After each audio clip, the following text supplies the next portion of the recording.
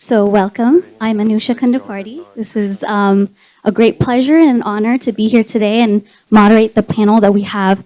And we're going to be focusing on poverty, education, and homelessness, and how all these wonderful speakers can add wonderful insight to this, to all these issues.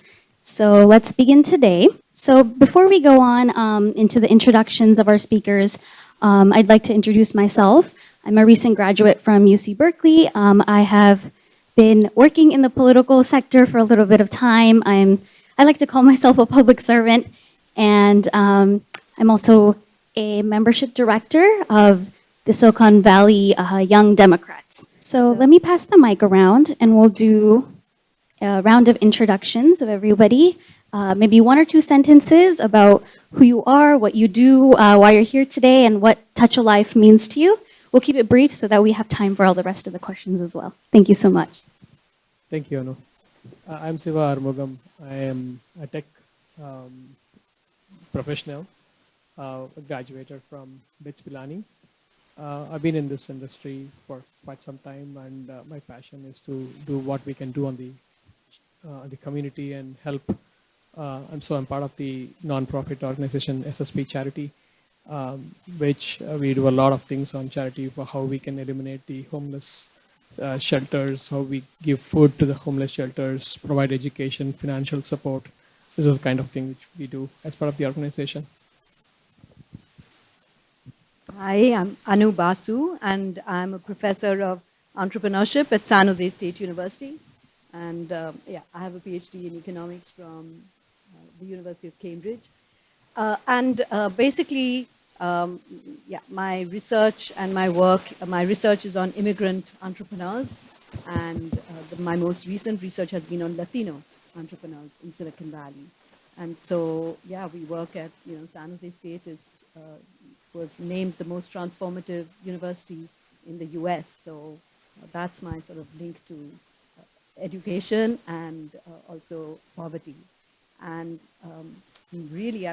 thank you so much to Veena and Sai for organizing this event. It's amazing to, organize such a huge event and a really good topic as well, very, very relevant to everything we do everywhere.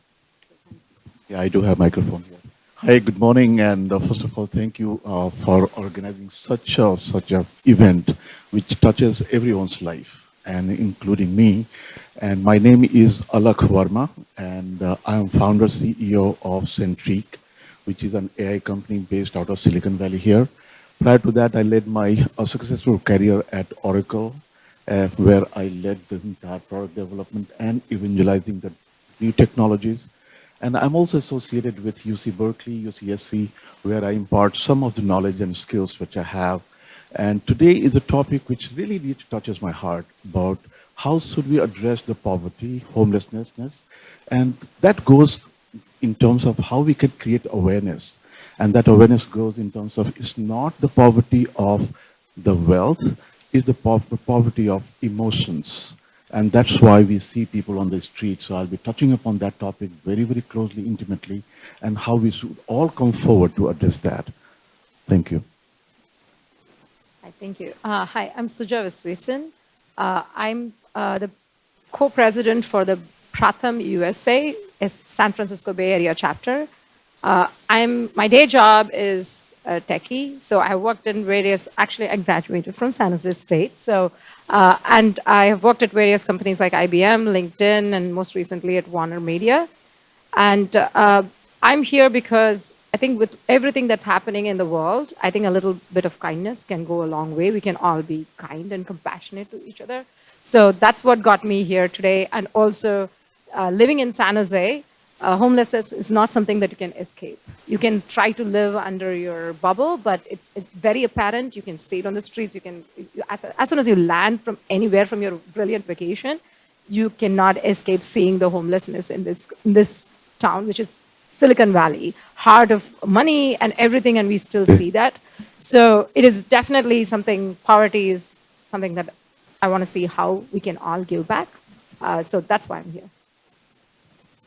Thank you. My name is Tara. And I serve on the Santa Clara County Board of Education. So thank you, Anusha, for putting this together and inviting me. And the County Office of Education has been providing education services for over 160 years in our county. So our board's an elected governing body with powers and duties of no other body in our county when as related to youth and families.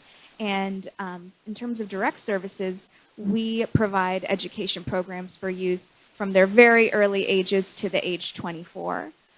So that includes early education, our Head Start programs, Early Start programs, as well as alternative education, special education, and migrant education.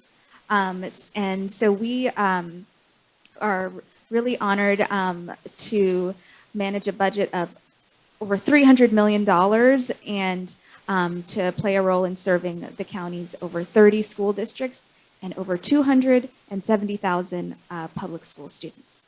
So thank you. My name is Daphne Royse. I am a real estate broker, and they call me a real estate expert. I used to do a lot of architectural work in my previous career. I am in Mid-Peninsula, so we don't see a lot of homelessness. And I did some research about the homelessness around this area and also around the country and also the world. So hope I can be able to talk about that today. And the Touch Your Life was I was actually one of a radio hosts here, and Sai and Vina was invited me, and thank you for them giving me this opportunity to hosting a show on TAL Radio, and I'm happy to contribute everything I can. And thank you very much. Thank you, everybody. That was a great introduction and a great way to start off our panel discussion today.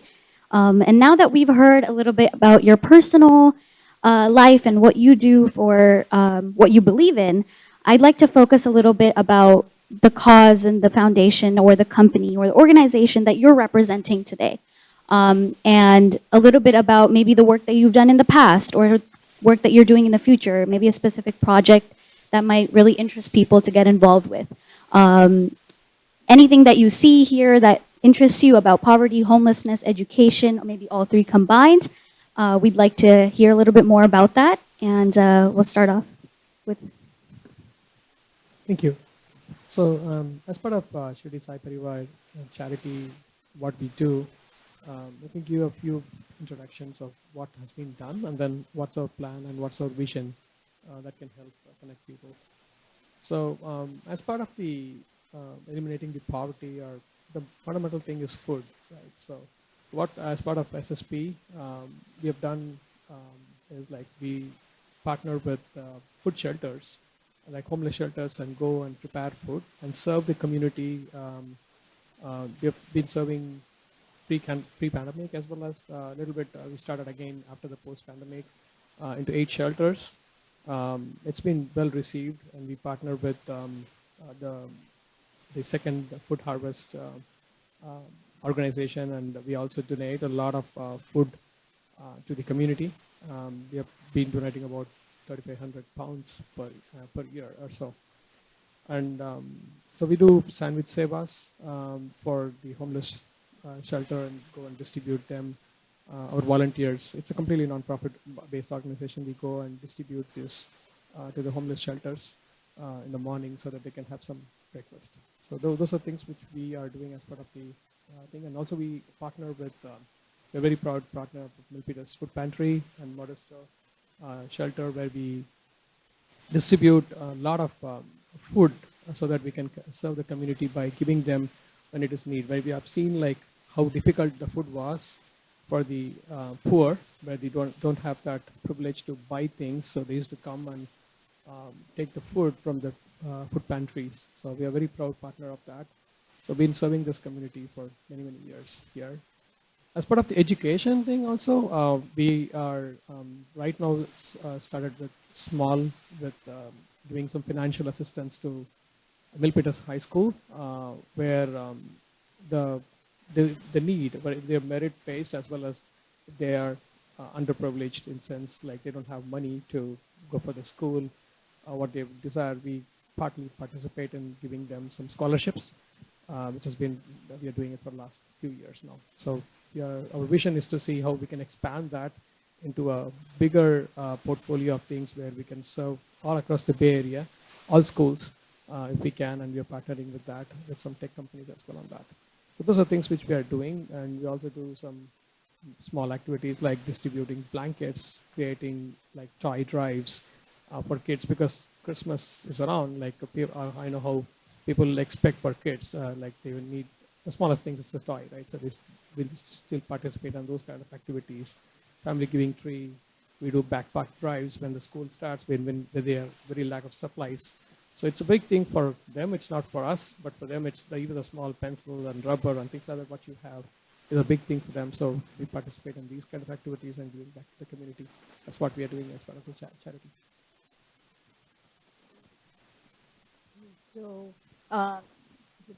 So like I said, I mean, I teach these entrepreneurship classes. And for instance, this semester so the students are supposed to come up with their ideas and, new innovative ideas.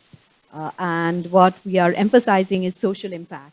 So, it's not just about making money. Obviously, you have to have a business model that enables you to survive and to sustain your company or organization, but think about how you can change the world or make it a better place. And so, the student, so that's at one level. And so, for example, this semester we have one idea is food, that there are restaurants and so on that have leftover food, but maybe that could go to people who are hungry and could, need it and could be a win-win for everyone. And then another is that students also find it difficult to find affordable housing. So one of the ideas is that maybe there are some elderly people who have spare rooms and they would like to have college students stay there and help them, and could be beneficial and a win-win for the college students and for the elderly people. So these are sort of, just top of my mind. These are some of the ideas that the students come up with, and they are encouraged to turn them into real ventures. And then the other side is that our students also come from, many of them struggle to, they don't come from privileged families, many of them, and they combine school with work.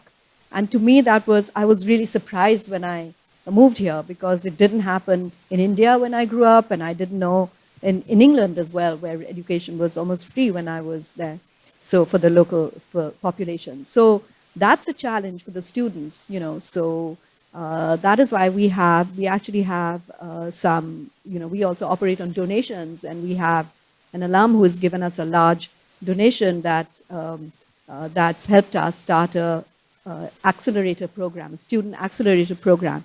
So if students work on their ideas, they get small amounts of money and they get mentorship as well, because like, how do they, it's not just about the money, it's also mentorship from experts.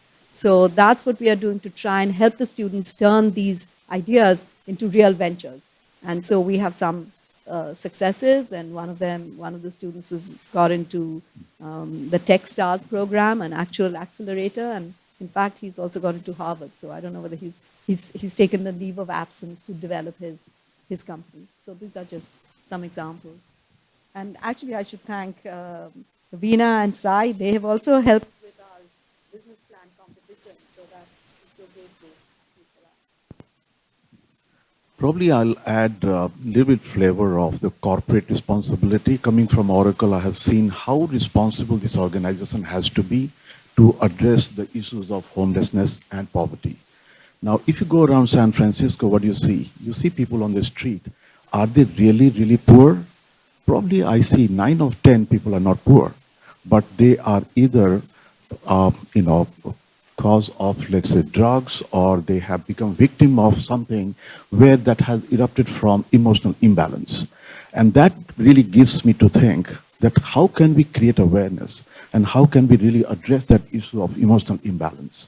Either the person who is deprived of emotions from spouse, or the son and daughter is not getting the right love and care which they look for, and they become the victim of drugs. Now, I have seen in my just very close family friends, they are not poor, they are doctor's family, but the daughter became victim of these drugs. And just few weeks ago, or few months ago, she succumbed to that drugs and she died. So obviously now we have to think to the larger cause. How can we really impart awareness of the education? And coming from the education background as well, I try to really create the awareness of the bliss and the wellness. Now that will be able to address in terms of how we can address this particular issue of poverty. Now think about Mark Benioff, who is Salesforce founder. He is promising to San Francisco County that no one will sleep on the street. That means he is going to give shelter to all people on the street. But is still, given that all apartments, are they living in the apartment?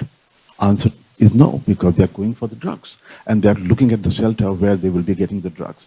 The same thing, I was going to Salvation Army. And every year around this time, I go to Salvation Army to touch the life of people who come there for having food and the blanket.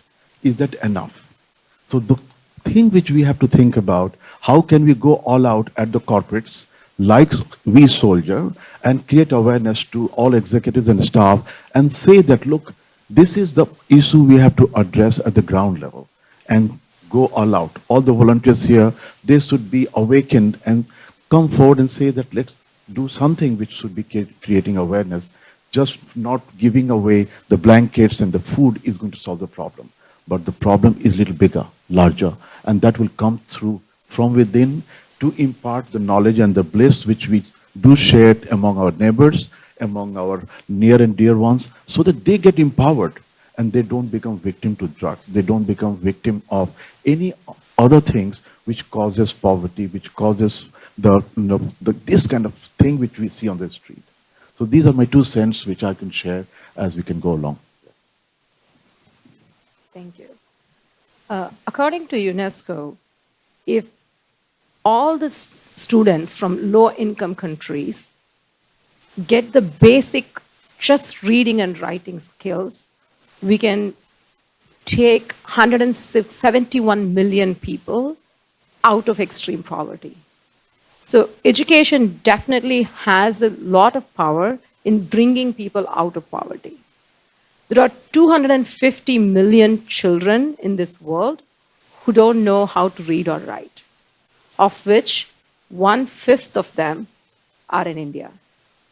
So Pratham is a charity organization which basically focuses on innovative methods to address the gap in the education system so we can instill the learning in children in their early stage so that they can continue to go and then have the appetite to learn and they continue to learn. Especially from the low-income neighborhoods where poverty is huge, the parents have no incentive or they don't have a way to send the children to school. Even if they go to school, the schools are not equipped to give them the education that they need, instill that.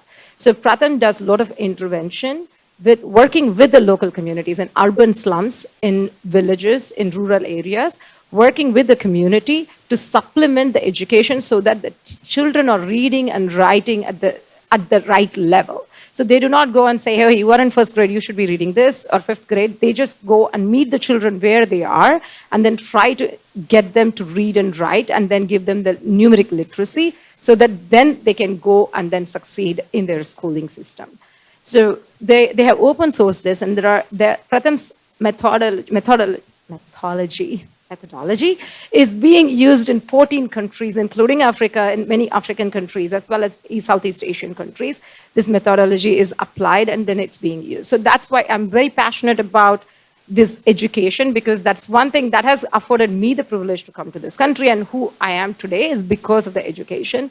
And then once you instill that, we can definitely help people to see the world and then bring a lot of awareness and then get them out of poverty. Thank you. And similar to Pratham, the County Office of Education also believes that education is key to closing our achievement gap and closing the cycle of generational poverty. So I thought I'd touch on some of our direct work to serve our unhoused students. And believe it or not, there are about 2,500 homeless students in Santa Clara County. And there's actually over 180,000 public school students in California that are unhoused.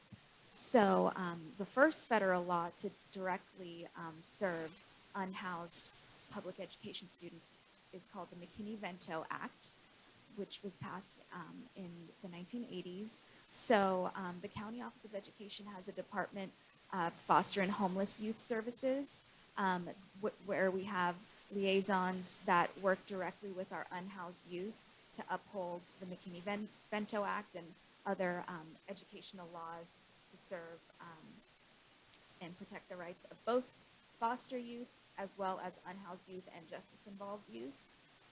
So every school district in our county has homeless youth liaisons whose role it is to identify students that are unhoused, also to connect them with direct services, them and their families, to connect them with community agencies, and really with the goal of ensuring they have the same access to a free public education from preschool onwards as any other student. I'll end by saying the pillars of the County Office of Education are diversity, equity, inclusion, and partnership, and those are what guide us in our service. So by end of 2021, we have about 326,000 of homeless people in the country. So that being said, that we have one homeless out of every 588 people. California is one of the richest states in the country. The poorest one is Mississippi. Just for California, in this area, the highest homeless people out on the street right now is actually San Jose and Santa Clara. We have about 9,700 people. And second will be San Diego area, will be about like over 9,000. Oakland, San Francisco, and Berkeley, that average has about 8,000 homeless people sleep on the street. And that is just, it's being long haul unsolved issue for everyone. I was really glad to hear news that Galvin Newsom was released yesterday. He actually holding $1 billion. He's going to release to helping those homelessness people. And, but with the condition, so every county need to do something to meet the condition in order to get the funds to help their homeless people on the streets. So for the international wise, normally it's approximately $1.90 per day. That is the poverty line.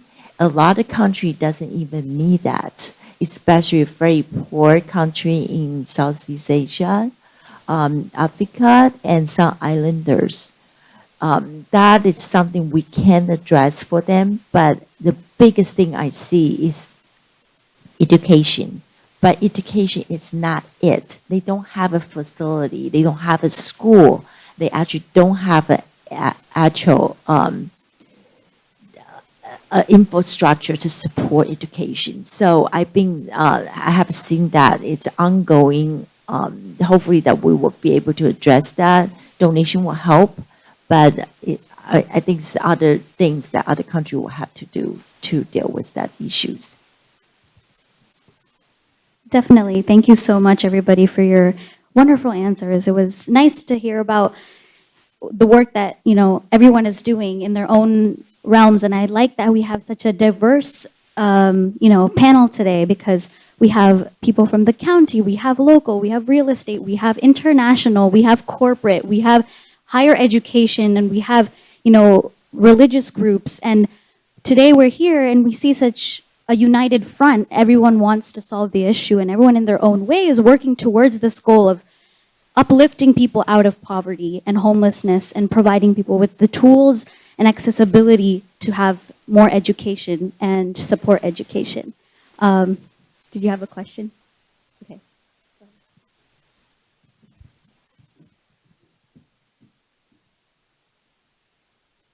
Thank you, Anusha. First of all, thank you so much, panelists. It was so wonderful to hear the kind of awareness that you're bringing to the problem. This is a big problem that is out there, and it's good to see the kind of work that you're doing in each of these areas. And personally, myself, as a co-founder of Touch a Life Foundation, this cause is very near and dear to my heart. And we've been working, for, again, providing whatever we can for the homeless students, both locally as well as internationally. And one of the big projects that we are doing, at the Touch a Life Foundation is to connect all the McKinney-Vento, programs of all the schools in and around the United States, all the public schools. We're trying to get to that onto the platform. And one of the big things why we're trying to do that is like, what Alakh just mentioned. The problem is so big, we as individuals can contribute, but at the same time, corporates, can do a big difference and make a big impact.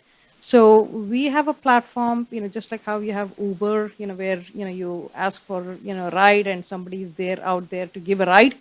We're trying to make the Touch a Life TALGiving platform as a way to connect all of these, schools and corporates and individuals. So, so in that, we will be able to provide a lot more help. So recently, over the last 2 years, we've been helping, Alum Rock, high school, quite a bit, East Side Union. We've been helping, San Jose Unified, Santaclara Unified. And this year, we're having a project of, connecting all 50 states. And so we have one school each, as a representative school. We're getting on the platform. We'd love collaboration with all of you and help from you to get all of this. And hopefully, just like how Uber has made a big impact for a lot of people, maybe we're looking at tech to make a difference, and tech to kind of provide that platform to make that help available to people in need. So, looking forward to working with all of you. Thank you for raising awareness on this. Veena, thank you so much for bringing this up. The technology plays very important role, as Veena just alluded. So the platform like Uber, which is going to enable corporates and any donors who could be seamlessly able to enable for such a good cause.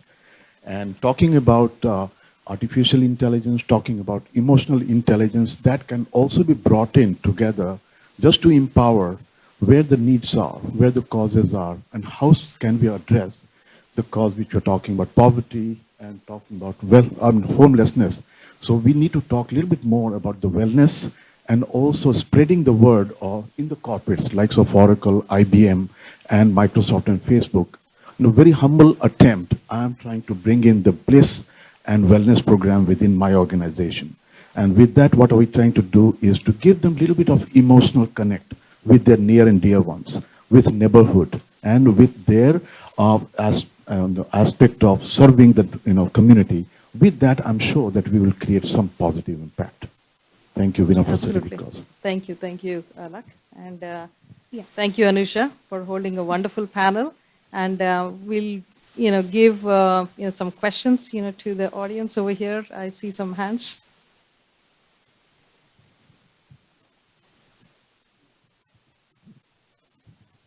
Hello. It is so nice to be here today and listen to all of you speak.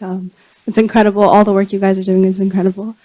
The question I had was, I know that all of you are doing your own respective work to help with homelessness and poverty. And I know that food and shelter is two of the main things that we should prioritize, and education. But how are you all, or do you envision you all, also incorporating mental health education and making sure that psychological well-being is also taken care of, because poverty also has a direct impact on mental health? So if you have heard me saying that, the root cause is the mental health.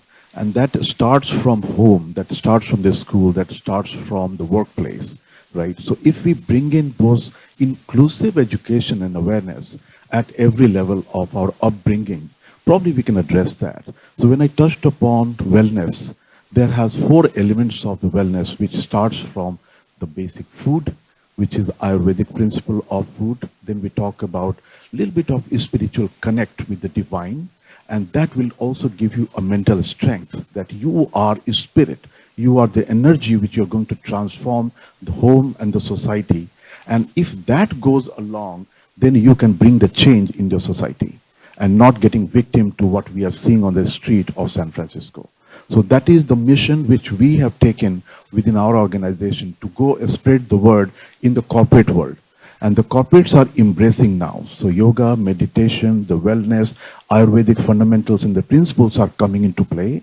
And now with our software platform, which I'm doing currently, I'm also spreading the word in the hotel and resorts. Most of the hotel and resorts are liking this because people who come there, they would like to get a little bit of wellness and bliss for which they are aspiring for. The developed nation like US is not poor. They don't need bricks and mortar, the building. What they need is love and care, which they're missing out at this moment. So we need to go all out and spread this love and care so that they can feel emotionally connected. Thank you.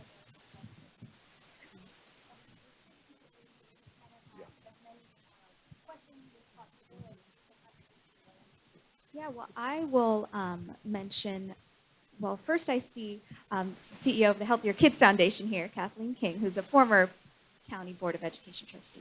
So I know she would have a lot to say on this topic. But the top priority for the County Office of Education, especially coming out of the pandemic, has been mental health. And so we've been rolling out wellness centers across our school sites, across the county. And our approach is making sure these services are school-based and really meeting students and families where they are. So I'd encourage you to check out a research brief the County Office of Education just released, which includes a lot of great information, but a key statistic is students and families are 10 to 21 times more likely to take advantage of these services if they're actually provided at a school center. So really appreciate that question. Yeah, just to add what she said, like as part of the SSP also, we do provide free yoga, meditation classes. It's walk-in.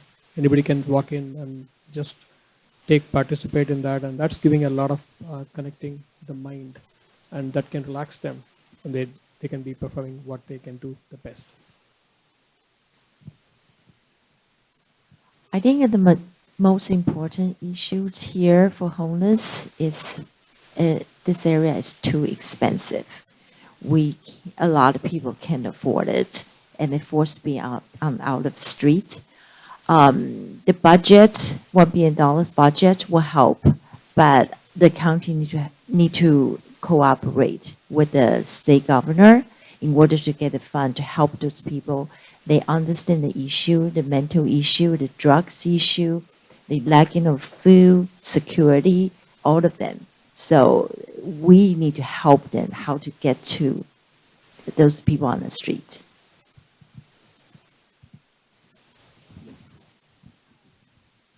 That's great. Thank you so much. And I really appreciate the question. One of the questions I had was the role of society and how stigma and blame are a large part of people being kind of held into the generational cycle of poverty and homelessness. So I'm really glad the topic of mental health was spoken about today.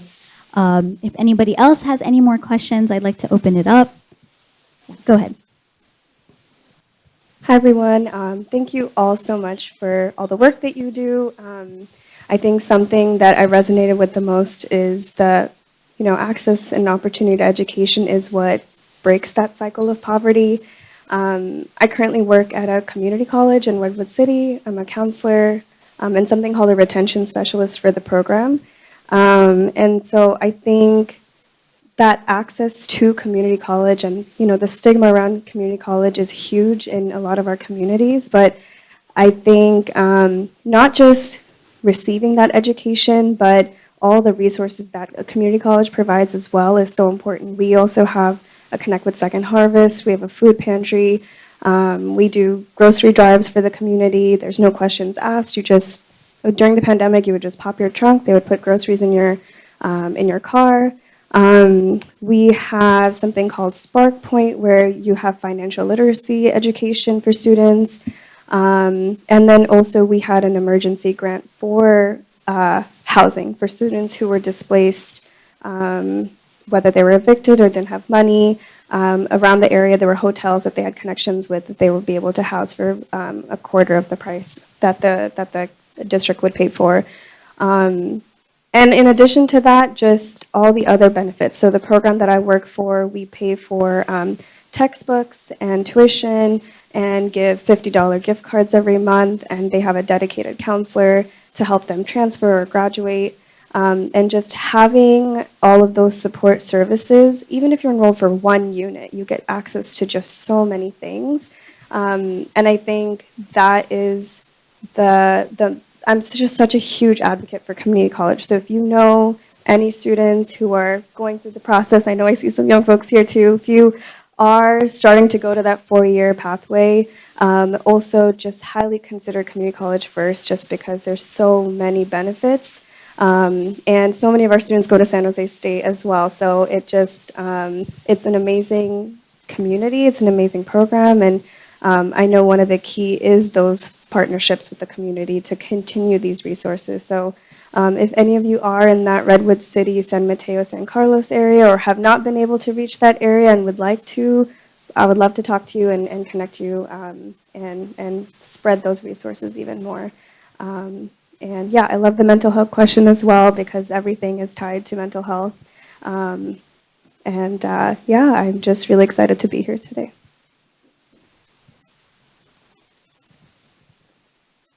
Hi, everyone. I just wanted to say that all of your stories were very inspiring, and it was very refreshing to see the different solutions you provided. And one that particularly resonated with me was finding the root cause of the issue and addressing that, because there's many nonprofits and many resources available that almost are like trying to help mask the symptoms of like any kind of issues that are happening, but addressing the root of it is usually a lot more impactful. And I guess my question is more from like an administration perspective, but you all have wonderful solutions. And I was wondering, how do you guys find or like reach the target audience that you are trying to help or like benefit through your solutions?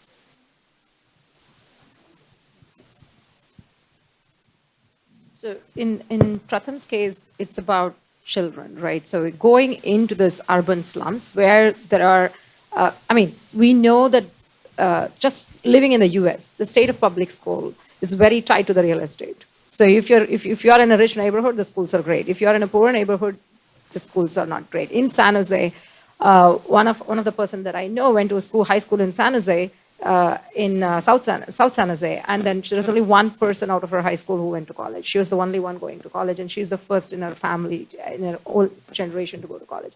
So we see that each and every one of these places. So especially on education for children, getting to the target audience is very easy. It's just that how do you provide the infrastructure and everything else to go with it. That one of the reasons why Pratham focuses on early childhood education is to go to those slums, go to those remote areas, work with the family, because there are kids who have graduated or who are in high school. We can use them as their teachers, teaching them to go and then be with the students, one with the students, and then do it, because that provides dignity to the people who are there as well as help them to grow. So that's how we end up going and addressing these needs, as opposed to having the children come to you. Slightly different perspective. We have at San Jose State, we have a club, the Ideas Club, to which I'm faculty advisor. So students who are interested in, innovation and entrepreneurship can be part of that club, and we have a Discord, channel for the students to get to know each other. We also have a Ideas Lab, a room, which is for students who are again interested. They can come and find out about new ideas. So it's up to them, because they may not be able to take classes and it may not be part of their curriculum, but if they have an interest, then they can show up and work together. And then we also have speaker events, and just a couple of weeks ago we had across the university we had something called Transforming Communities, so a week of different events relating to transforming communities. In our case, we had a Latino entrepreneur who came and spoke, and how he started off. He had no connections, he had no family wealth that he could rely on, and how he started by being an Uber driver and using that to find a mentor, and bootstrapped his way to start a company. So again, that's to inspire and inform our students, and hopefully some of them, find out and get inspired and don't feel that, that they can't, the sky is the limit if they want to take some action to improve themselves or improve the world. So just to give you a little bit of different spin on this, to identify the root cause, if you see that each root cause culminates from early signals, and that early signals has to be observed, taken care of it, and nurture it. So if I look at the corporate world, we start looking at from the employee's perspective, how employees' behaviors are changing every day, right? Must be having some root cause behind it. So if you start looking at their personal lives, is the personal lives is going well? If you're not discussing the personal lives and issues, probably employee is not going to perform well. So we're going to that level of understanding employee behavior. That's at corporate level. Is the program inculcated in the corporate to address that personal issues of employee? That is question number one. If we are able to address, probably employee well-being will be addressed differently. Similarly, if I'm looking at the school level, school students' behavior is also predicted. You can be able to understand why a student is behaving differently today. Is teacher fully trained on understanding that issue of the child? If that is understood at that level, probably the teacher can catch hold of that signal and then address it differently. At home level also, I can see that the child behavior changes during different stage of their life. If parents are not able to catch their signal, probably the child will not be able to go according to the path which we wanted. So I've given an example at the home level where the child was not seen by parents, behavior was not noticed, and then the child became the victim of the drugs. And they started going on to the street. Similarly, the husband behavior has to be checked and preempted by the spouse or vice versa. That is how the whole thing is beginning to create that kind of nuances within our society. So where is the root cause? How do we understand it? The signal is given to all of us within our society. It is up to us to get that signal and to address that right at the beginning. If we are able to do it at our neighborhood, we can eliminate that to happen. If we can understand at home, we can be able to fix it. If we can understand at the school level, all the counties and teacher, we can be able to fix it. At the corporate level also, every weekly meeting, we need to understand the behavior of employees. Ask about the personal questions. How are you doing with your family? How is your child doing? Unless you ask, employee is not going to tell you. So those are the things which I can share, and I'm educating to the rest of our fraternity in corporate. If you're the manager, please be open to your employees. Get them on the lunch and try to discuss the thing which they have not been able to discuss with you. Probably the world will be different at the corporate. Okay? That kind of kindled my thought on one of the target is women. Children of mothers who have at least basic education end up continuing that education and having better health care. In spite of that, 130 million girls in this world will never set foot in a school, in spite of that. So in many cases, addressing the girls' education, it could be because of poverty, it could be because of puberty. It can be very, in a world like living in the US, it might be very silly to even think about it. But all those are impediments for girls to get educated. So also targeting, one of the things that we understood during the pandemic was to stop the learning loss, working with the mothers. At that point, it's not working with the children, working with the mothers in the village, and then they actually helped getting these children educated because we went into remote learning. Imagine more than half of the children don't even have a facility to get educated remotely. They don't have the internet connection. They don't have the devices. So working with these mothers, giving them a device and then having them as a community guide, community studying group is how we went to do that. So you do have to think through how to pivot and get into the root cause, because these mothers are the root in which you can uplift community, uplift whole families, then community, and then country. That's great, and we love to hear everyone's perspectives on how to get to the root cause, and the questions itself are sparking beautiful conversation and discussion, and I wish we had more than the hour that we had, and we started off late, totally my fault, but I am so glad and honored to be here today and sit amongst a diverse thought, and I'm so glad that the platform that we have today on World Kindness Day, and thank you, Veena, for giving us this platform and to have this great discussion. And yeah. Thank you, Anusha, for holding a wonderful panel, very vibrant discussion, and thank you all for attending this and sharing your valuable perspectives. We'd love to stay connected, all of the audience. I mean, this is a cause that is near and dear to all of you. You're in the room, and let's stay connected. And we have, again, touchalive.org. We are working on this particular issue and connecting, people and corporates, to kids in need and families in need. So let's stay connected. We also have TAL Radio doing podcasts and raising awareness on this. Feel free to volunteer and share your perspective on radio, blogs, and other areas also. So please stay connected. Thank you all once again. Thank you. Thank you so much.